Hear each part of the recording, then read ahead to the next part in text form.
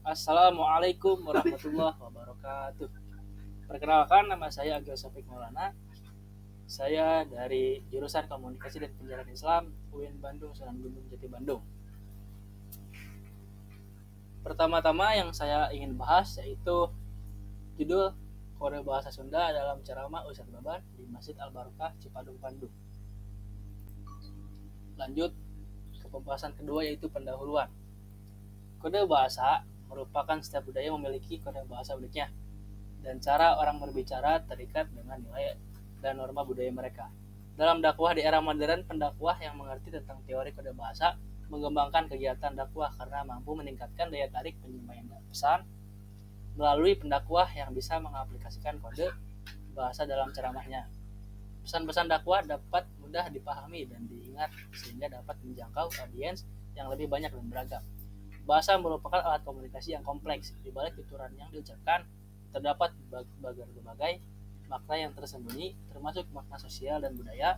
Salah satu teori yang dapat digunakan untuk menganalisis makna tersembunyi dalam tuturan adalah Series of Codes Theory. Teori ini berfokus pada bagaimana kode bahasa digunakan mempersatukan dan memperkuat hubungan identitas sosial. Penelitian terdahulu, Bernstein Work. Dalam penelitiannya, dia menggunakan kode bahasa di kalangan pekerja. Dan juga di dalam penelitian terdahulu, dia tidak menggunakan digital dan media sosial. Dan penelitian sekarang yang saya sedang kerjakan yaitu menggunakan digital media sosial. Yang kedua, ranahnya itu pendidikan ceramah Sunda. Kalau penelitian terdahulu, dia itu menggunakan kode di kalangan pekerja, kalau saya di kalangan pendidikan dan ceramah Sunda. Lanjut ke slide selanjutnya.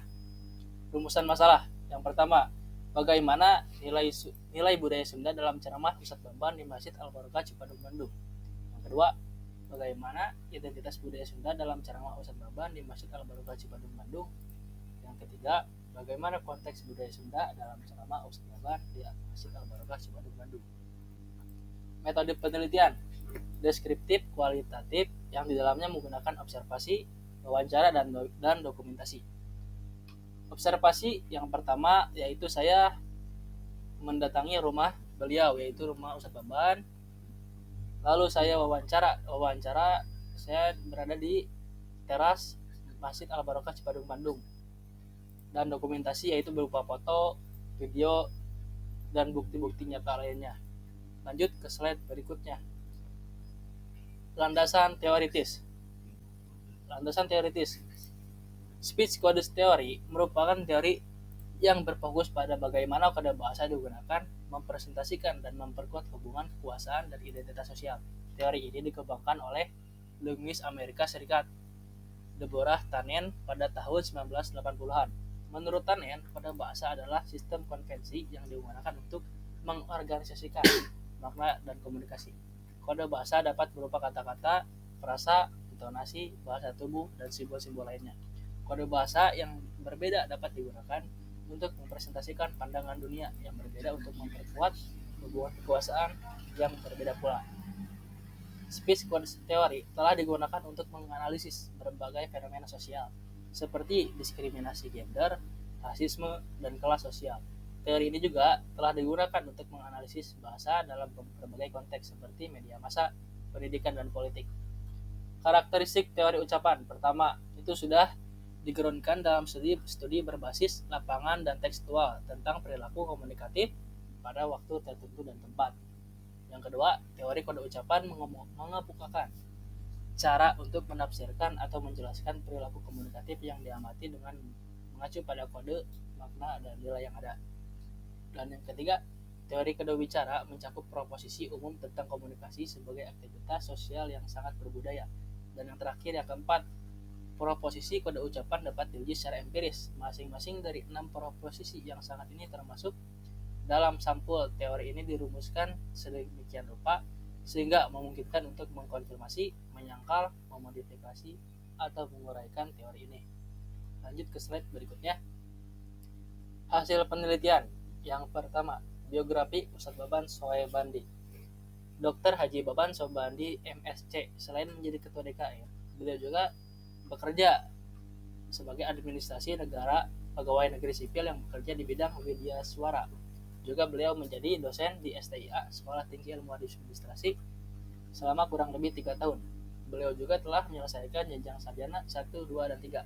Jenjang S1 yang diraih S1 Ekonomi Unpad, S2 Universitas Indonesia, Prodi Perencanaan dan Kebijakan Publik, dan yang terakhir S3 di Unpad Prodi Ekonomi. Sebelum diamanati menjadi ketua DKM, beliau adalah seorang RT di rumahnya. Lanjut hasil penelitian yang kedua.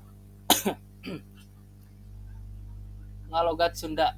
Hasil penelitian menunjukkan bahwa banyak istilah Arab yang diserap ke dalam bahasa Sunda tanpa perubahan signifikan, seperti sholat, sembahyang, zakat, sedekah, dan puasa berpuasa. Namun ada juga beberapa istilah yang mengalami penyesuaian fonetik dan morfologi. Misalnya kitab tetap digunakan dalam bentuk aslinya, tetapi konteks penggunaan sehari-hari sering kali diucapkan dengan logat Sunda yang khas. Bahasa Sunda dan Arab banyak kemiripan dari segi diksinya.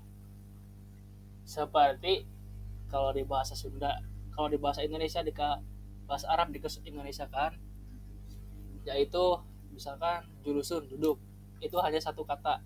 Beda lagi kalau misalkan bahasa Arab, seperti julusun itu duduknya seperti apa, komadun itu duduknya seperti apa. Dan juga di Sunda juga banyak, ada calik, ada diuk. Jadi kenapa Ustadz Baban ini menggunakan ngalogat Sunda? Jadi bahasa Sunda dan Arab banyak kemiripan dari segi diksinya. Jadi masih ada kesambungan. Lanjut hasil penelitian yang ketiga, yang ketiga, etika bahasa Sunda dalam menjalankan ceramah Ustadz Baban di Masjid Al-Barokah Cipadung Bandung. Etika bahasa Sunda dalam ceramah Ustadz Baban di Masjid Al-Barokah Cipadung Bandung sangat mencerminkan sifat lemah lembut, sopan santun, dan beradab, menjadi ciri khas budaya Sunda. Ustadz atau kiai yang memberikan ceramah di masjid ini selalu berusaha menyampaikan pesan-pesan agama dengan cara menghargai, memperhatikan perasaan jamaah. Hal ini penting untuk menciptakan suasana yang harmonis, kondusif bagi pembelajaran agama. Jadi, etika bahasa Sunda itu sangat menerapkan yang namanya sopan santun dan beradab. Karena jika kode bahasa Sunda itu yang pertama itu ciri khas orang Sunda itu lemah lembut. Jika di kultur budaya Sunda itu menggunakan kultur seperti Batak, maka tidak masuk kepada jamaah Sunda yang lemah lembut begitu. Lanjut pada kesimpulan dan saran. Pelestarian bahasa Sunda bukan hanya tanggung jawab masyarakat Sunda, melainkan seluruh bangsa Indonesia. Bahkan bahasa Sunda merupakan bagian tak terpisahkan dari kekayaan budaya nasional yang perlu dijaga dan dilestarikan.